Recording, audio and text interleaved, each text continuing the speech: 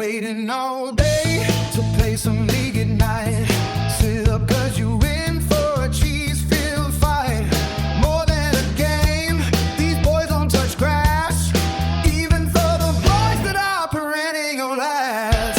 Welcome to the HenHouse pod. Blue Henny on the call. Talking this shit and taking care of the boys. Addicts and VPL. Updates and reactions. Like Melendez giving up 80 Angel crashing now. Hey boys, trying to get over on deals. That's why we're waiting all day for late night games. Like money plays, dirt balls and hidden nooks. That's why we're waiting all day for late night games. Mathematics and VBL with ads on Twitch. And always remember, Flynn is a bitch.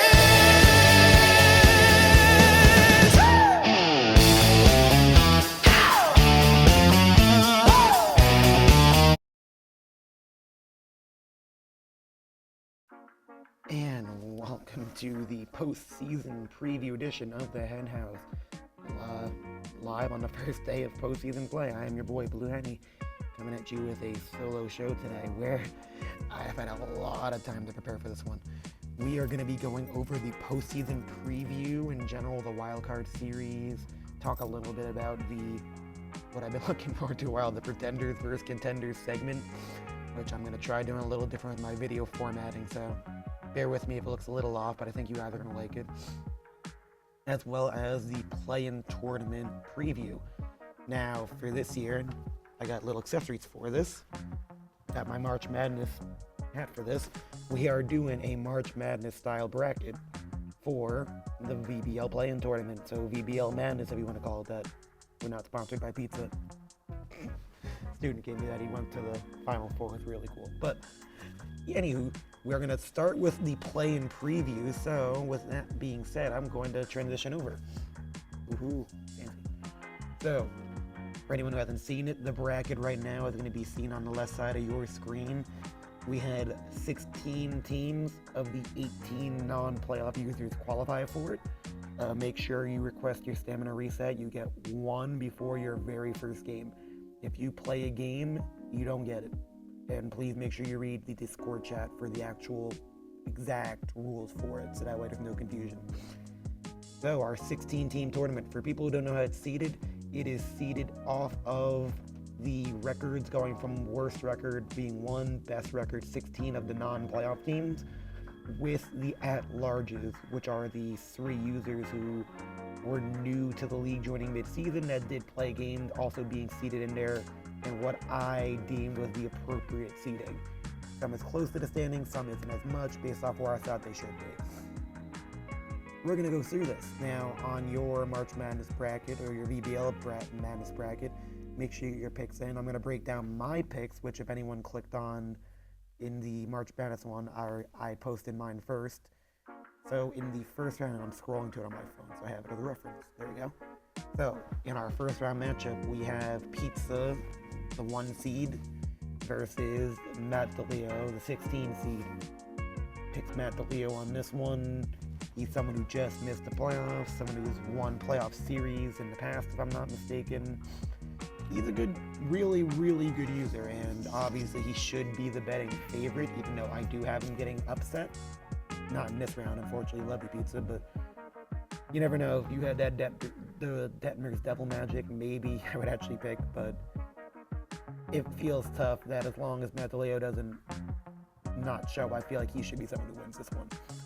The 8-9 is Domino versus Sean DeLeo, which this was unintentional setup, but I picked Sean to win this matchup, and I love Domino, good user, but Sean is another guy who also barely missed out on the playoffs, even though it is the American League, who was weaker, still barely missed out, and is a playoff caliber user. Does set up a DeLeo on DeLeo matchup in round 2 if it goes the way I predict, which I'll talk about in a second. In the next matchup, I have the 4 seed Mr. No Bueno himself versus the 13 seed Honcho. I picked Mr. No Bueno himself.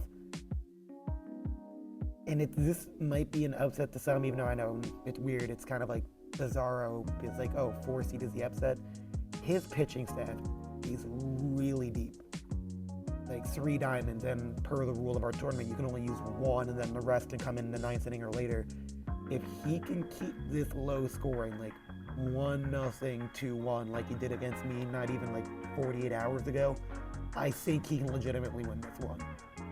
I think he'll run into some troubles after this round, if I'm going to be honest, but his pitching staff is really fucking good. And that's no disrespect to Honcho. Like, that's 3 diamonds.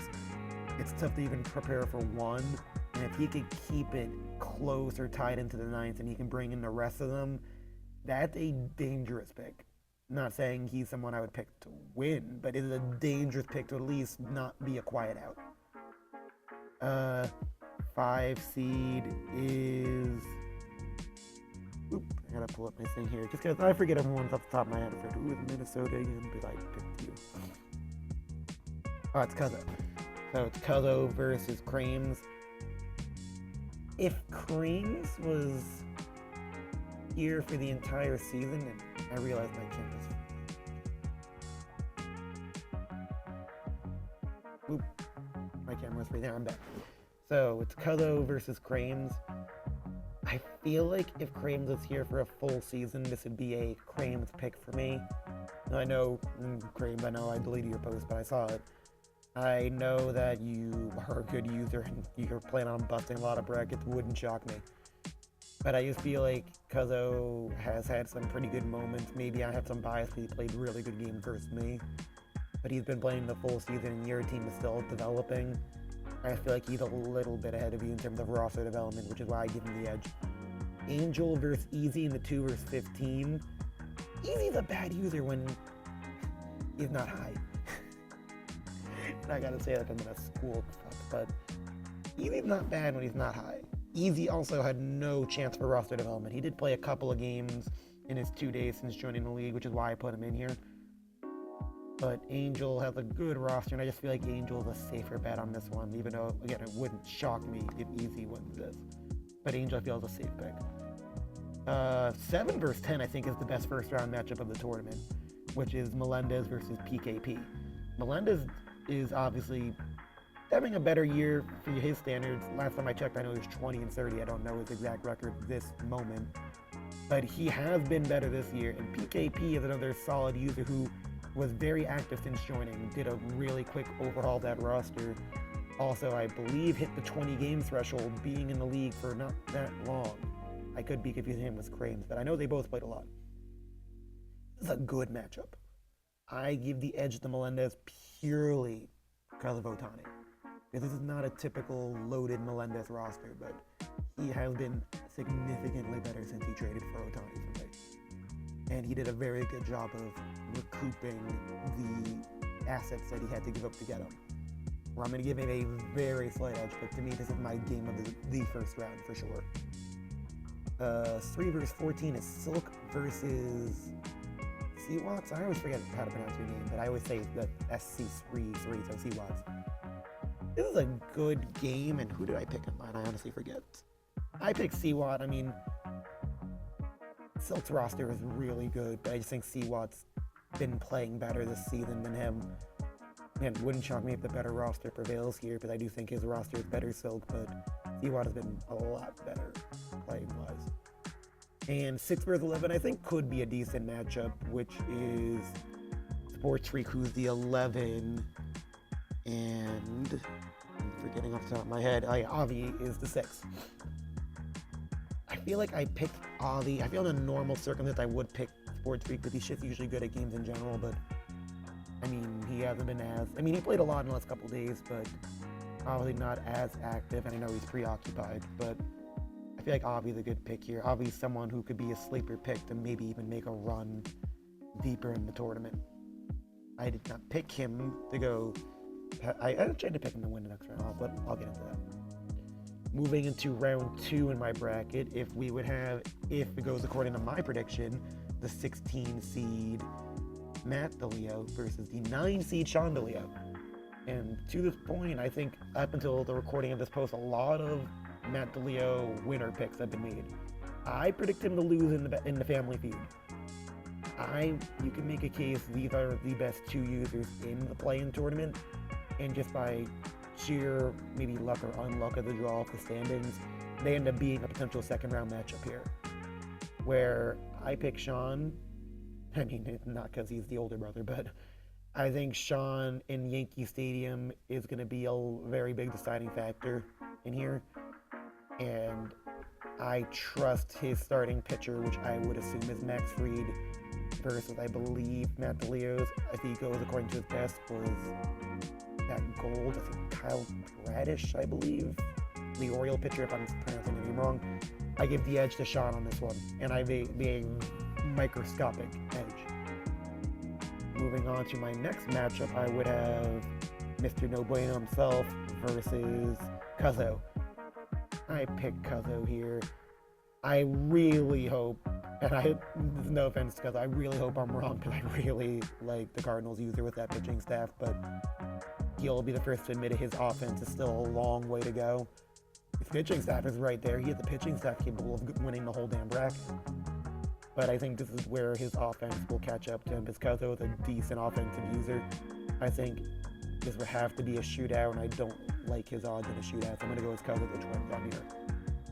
Next matchup, if we go with my prediction, would be Angel, the 2 seed, versus Melendez, the 7 seed.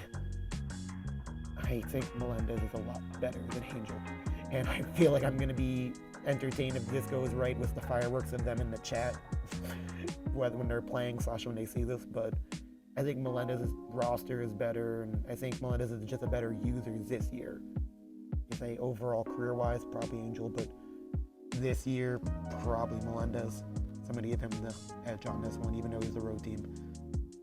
Next matchup, I have Seawad versus Avi. Avi, I picked to go in here. I think Avi could be that single digit, one of those lower single digits that can make a legitimate run deep in the tournament. I think he's a good user. I think he's been playing good ball as of late, and I think his roster is good enough to make a run.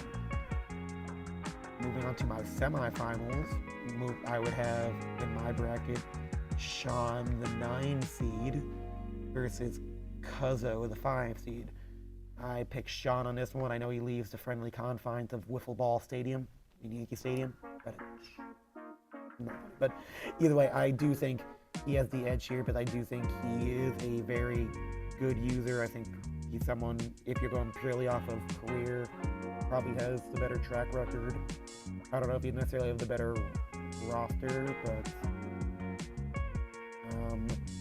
but either way, I think he's in pretty good shape to make a deep run here. And on my other side of the bracket, I have Avi versus Melendez. I'm going to give the edge to Ohtani. I think Ohtani's going to take him very deep into this tournament. I think he's going to ride the Ohtani Sun wave into the finals. And moving on to my finals, it would be Melendez versus Sean. I'm picking Sean. I think at some point the Ohtani magic runs out, and if this ends up being the matchup, just because I know they're head-to-head a lot, it's either a low-scoring Sean win or a high-scoring Matt win. And I feel like in this case, it's going to be a low-scoring Sean win. So if I'm right, congratulations, Sean, there. But we'll see, and I'm sure a lot of your I'm sure no one's bracket's going to be perfect, just like real March Madness. But make sure you get your picks in. If you get a perfect bracket, you get a free A-tier spin. And for those new users / returning users, that's the best wheel you can get outside of winning a World Series. If we have no winner, the next best unperfect bracket will be the one that gets a B-tier spin, which is still pretty good. It's a guaranteed player save or second round pick type thing. So moving on.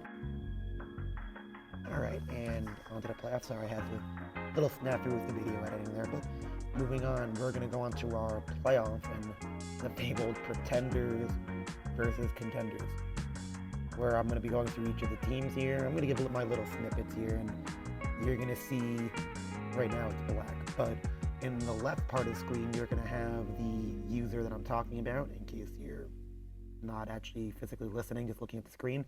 And below me, you're going to see if what my call is, pretender or contender. You're going to agree, you're going to disagree. I may piss people off. I might bring up some points that people even think about. But we're going to jump right into it. We're going to go from the bottom up. So I'm going to start with the American League, and I'm going to start with the number 6 seed in the American League, which was DCP. And, I mean, I feel like I'm very polite saying this. This is a pretender. I mean, I love DCP.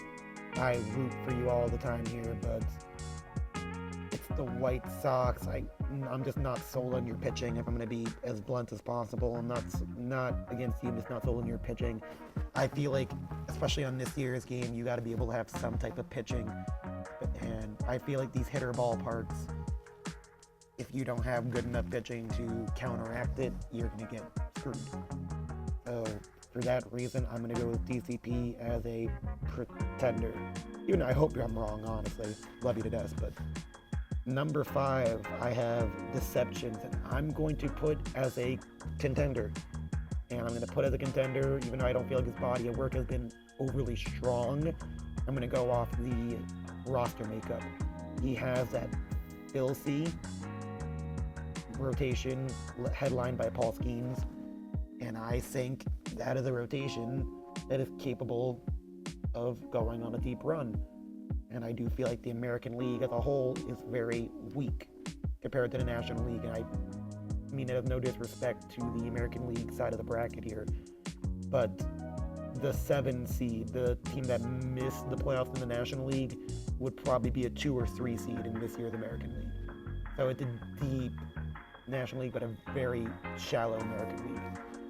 Deception, I think, could make a run for that reason. He got blockaded from winning his division because of the 1 seed, but I think he can make a run with that rotation. I don't know if he's going to. He could implode, but I'm going to put him as a contender for that rotation. Moving on to the 4 seed at the Astros. I'm just going to put as a pretender. This one I was really iffy on because if it was a normal, like, balanced out conferences, it'd be an easy pretender. He could be someone that's sneaky, makes a run in this weak conference, and maybe he has a puncher's chance against Benoit. Because I'll talk about why I think Benoit is not invincible this year compared to maybe his better seasons last year. I'm going to put as a pretender, but honestly, he's right on the fence there for me in the American League. Maybe not a World Series contender, but maybe a contender to make the ALCS and maybe steal a game. And who knows from there. But I'm going to put him as a pretender. Sorry. This is harder than I thought it was going to be. Moving on to 3, we have Pierre. Pierre, I'm going to put in the contender category. Pierre, just based off his career record. Jesus, what do you call it? His career record, I trust him in with a shallow American League pool to at least not be an easy out in the first round. And I do think he has a favorable first round matchup with DCP where I feel like he should be able to get by there, and then have a matchup with the Blue Jays, who I just don't have enough information on. Like, I did not play him this year. I did not play Hoodie. So I'll get into that in a second, but Pierre, I just trust because of his track record. Jeez. So I'm gonna put him as my third, or he'd be my third. Yeah, my second contender will be my third. I'm putting Hoodie as a pretender, and I really only say this because I just don't have enough data on you. Like, I didn't get to play you this year, which was weird. I played pretty much everybody.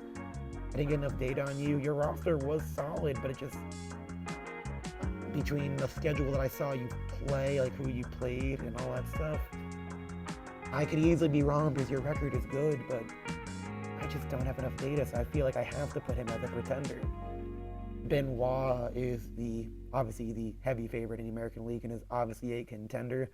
The reason I don't think he's the only contender, which I did think this back when I made my original predictions in week 1. Benoit is a very good offensive user on the game this year. Crazy power, puts the ball in play a decent amount. I think his pitching is very suspect. And I know he made some strides to fix that. I know he picked up Garrett Cole near the end of the season. I don't know if that's enough to maybe make him a World Series favorite in my mind. but I think that does help bridge the one concern I did have, which I feel like his pitching is very suspect, where I played him a couple of times and he can vouch for. I think at least 2 of the times I played him, he jumped up on me 6-0, somewhere in that range, and every single time I either came all the way back or that was in a run because his pitching is very suspect. I mean, Garrett Cole was a decent goal, but I don't know if that's enough to bridge the concern I have. So, for sure, American League favorite. You gotta say at least a World Series contender. I don't know if I could say World Series favorite. Moving on to my National League side of the bracket, starting at number 6, we have McCoy. And this was a back and forth between McCoy and Matt DeLeo. I have to say, it's tough to put anyone as a pretender in the National League because I feel like all 6 teams can make a very real case that they can be in the World Series. But I'm gonna say pretender, and only because I just don't know if he matches up that well in his wild card round against me, just because I've been studying the roster matchup. I will say if he gets out of the wild card round and he can get a game or 2 in Cincinnati where I feel like he'll really shine at his highest, I feel like this would easily flip. But if you're saying me right now, I have to say pretender, and I feel bad for anyone I say as a pretender in the National League. But I really do think any of the 6 can win it if it goes their way. Number 5, I have, I always left his name, Mason Miller, so Post. I'm putting you as a contender to me. You're going to be one of my 3 contenders. I'm not going to rank myself because I'm going to be impartial, obviously. I'm putting you as a contender.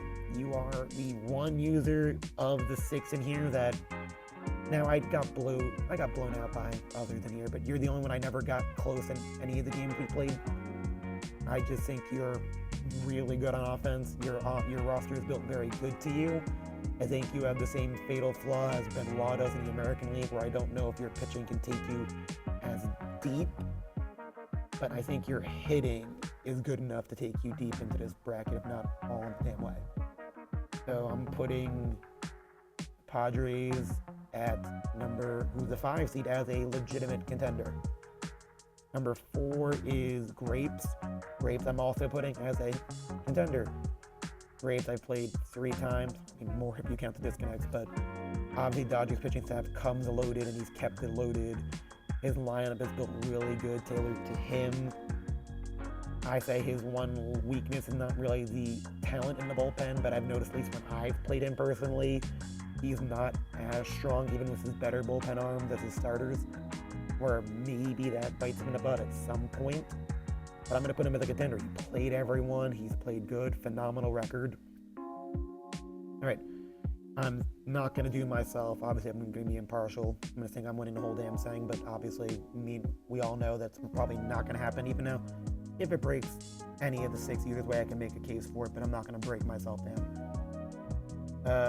Number 2, I'm going to piss people off here. I'm putting cucumbers in my pretender category.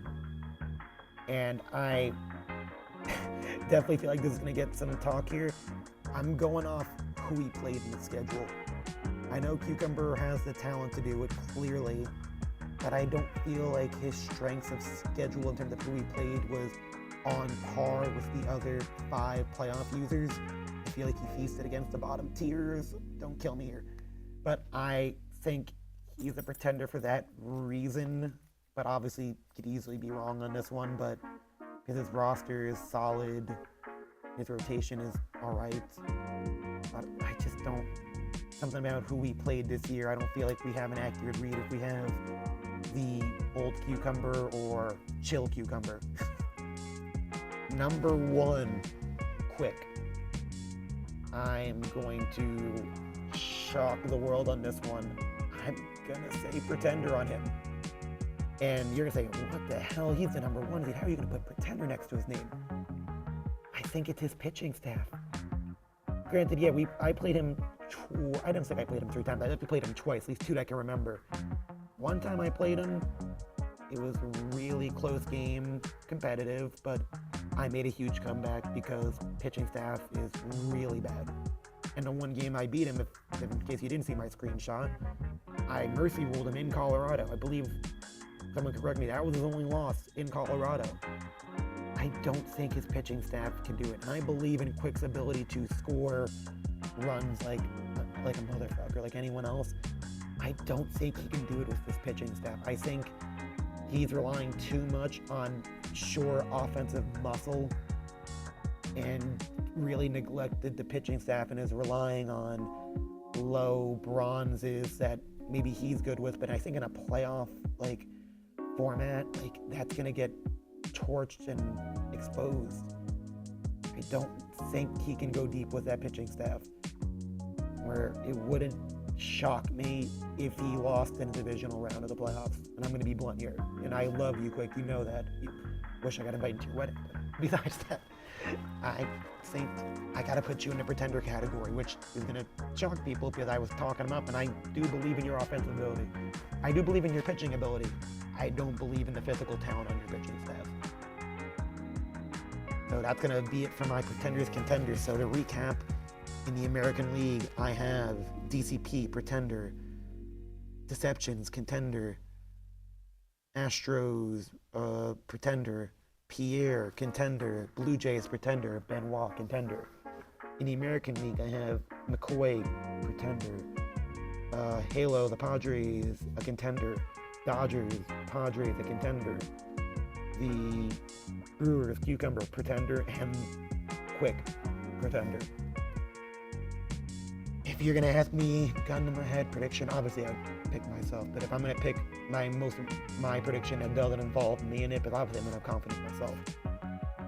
I'm gonna say the American League. I'm still gonna stick with my pre-prediction of Benoit, and I'm gonna stick with Grapes being my National League pick, with Grapes being the winner.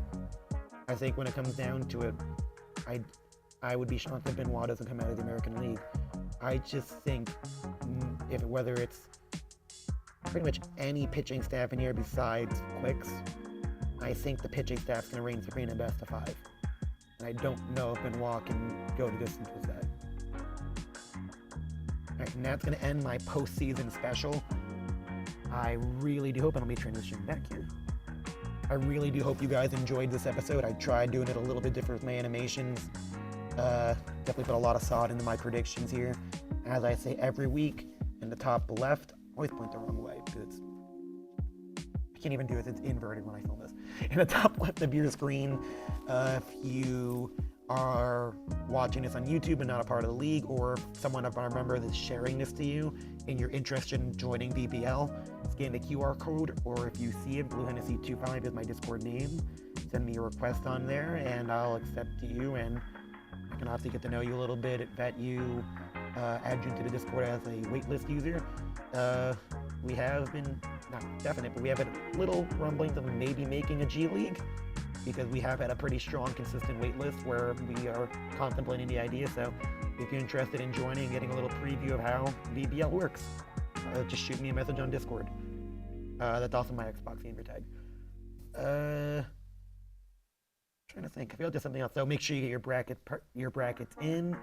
We will be back next week with what I hope will be an off-season special, and I will be doing the wheel spins live in a special during the week episode. I don't know exactly what day, because I gotta calculate everything, but we will be doing wheel spins this week before our next episode. So make sure to like this video, please, subscribe, and I will see you all next week. Blue Henny, signing off.